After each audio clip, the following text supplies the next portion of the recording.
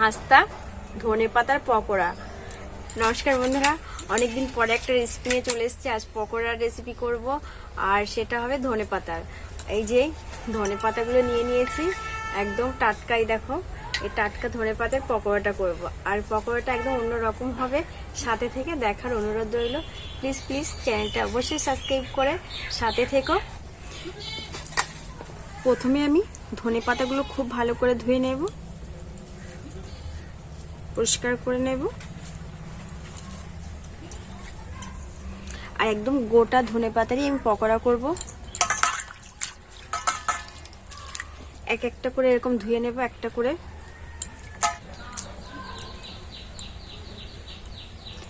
এরকম পরিষ্কার করে ধুয়ে নিতে হবে প্রত্যেকটা ধনেপাতা। সমস্ত পাতাগুলো ধুয়ে নিয়েছি। এবার আমি ব্যাটারটা করব। এখানে আমি আটা নিয়েছি 3 চামচ মতো দিয়ে দিলাম হাতে মেপে। আর এখানে নিয়েছি চালের গুঁড়ি। চালের গুঁড়িটা আমি পুরোটাই দিয়ে দেব, একটুখানি রেখে দিয়েছি। এর মধ্যে দেব পরিমাণ মতো লবণ আর একটু হলুদ গুঁড়ো, আর এখানে সামান্য পরিমাণে একটু চিনি।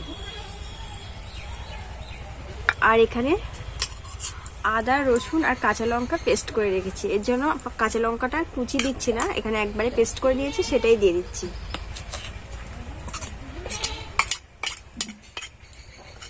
এবার সমস্তটা খুব ভালো করে মিশিয়ে নেব।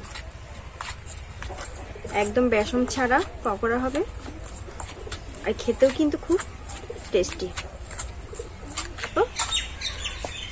করে ব্যাটারটা করে নেব। অল্প অল্প জল দিতে হবে, একবারে জলটা দিয়ে দিলে কিন্তু হবে না। খুব ভালো করে এবার এটাকে ফেটিয়ে নেব। আটার পরিবর্তে তোমরা এখানে ময়দাটাও দিতে পারো, ময়দাটা দিলেও খুব ভালো হয়। বন্ধুরা, পুরো ব্যাটারটাই দেখো হয়ে গেছে। আর ব্যাটারটা কিন্তু এরকম রাখতে হবে। এবার আমি এই ব্যাটারটা 5 মিনিটের জন্য রেস্টে রেখে দেবো। অবশ্যই একটু রেস্টে রাখার চেষ্টা করবে, তাহলে খুব ভালো হবে পকোড়াটা।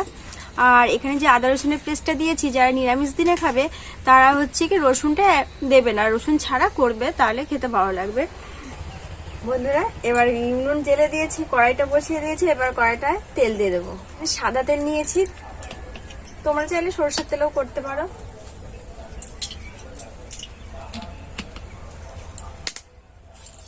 এবার একে একে ভেজে নেব। ছোট ছোট ধনেপাতাতে একসঙ্গে 2-3টে পাতা ধনেপাতা নিয়ে নেব। এবার ব্যাটারে বুলিয়ে দেব।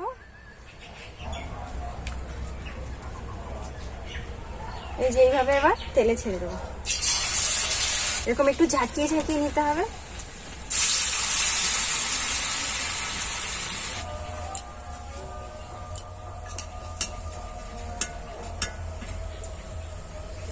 এই দেখো বন্ধুরা, কত সুন্দরভাবে পকোড়াটা ভাজা হয়ে গেছে। বাকি পকোড়াগুলো আমি একইভাবে ভেজে নেব। দেখো দেখতে কতটা সুন্দর লাগছে।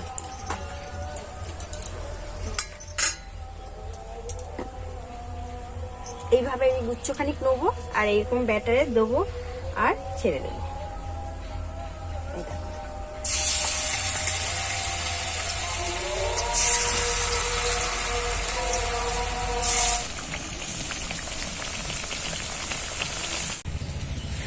বন্ধুরা দেখো, সমস্ত পকোড়াগুলো কত মুচমুচে হয়েছে, আর দেখতে কতটা ভালো লাগছে। ধনেপাতার পকোড়া এই দেখো, এক একটা কত বড়।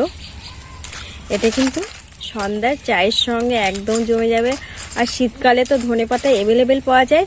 আর পকোড়াটা একদম ঘরে থাকা উপকরণ দিয়েই কিন্তু আমি তৈরি করেছি, না কোনো বেসনের প্রয়োজন হয়েছে। একটু চালের গুঁড়ি দিয়েই আমি পকোড়াটা তৈরি করে ফেলেছি। এবার একটু পকোড়াগুলোকে একটু সাজিয়ে নেব।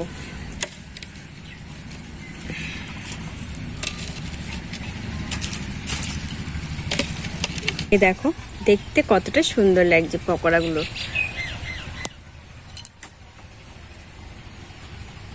খুবই সুন্দর লাগছে দেখতে, যতটা সুন্দর খেতেও কিন্তু খুবই অসাধারণ হয়েছে।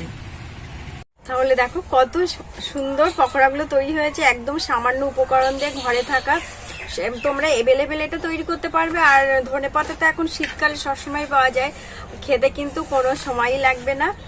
একদম দেখো খাস্তা ধনেপাতার পকোড়া, দেখতে যতটা সুন্দর হয়েছে খেতেও কিন্তু ব্যাপক হয়েছে।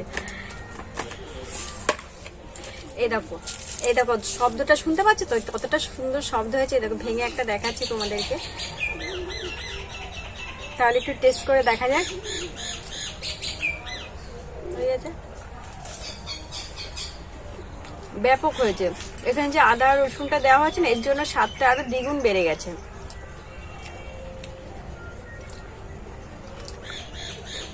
চায়ের সাথে একদম জমে যাবে। তাহলে আমার রেসিপিটা কেমন লাগলো আশা করি অবশ্যই কমেন্টে জানাবে।